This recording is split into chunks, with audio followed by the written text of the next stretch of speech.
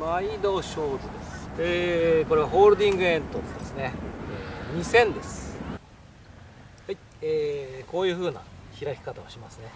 でこれをどんどん開いていきますよ。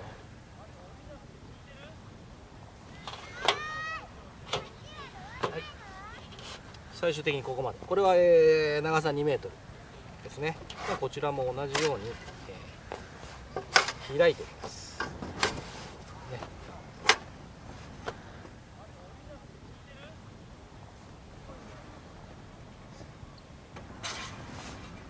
はい、開いた状態はこんな感じで長さがちょっと違いますから全部で、それでですね、あとはこれを2つ合わせていく感じですね。わかりますかね。ここにリベットが出てるんだ。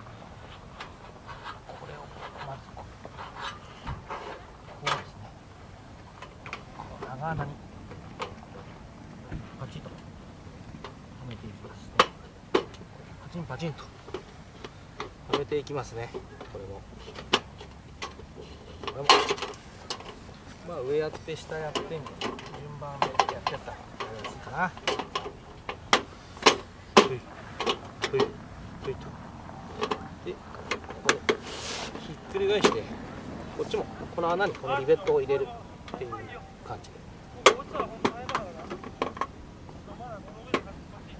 よいしょ、パチンパチンパチンとね、パチン。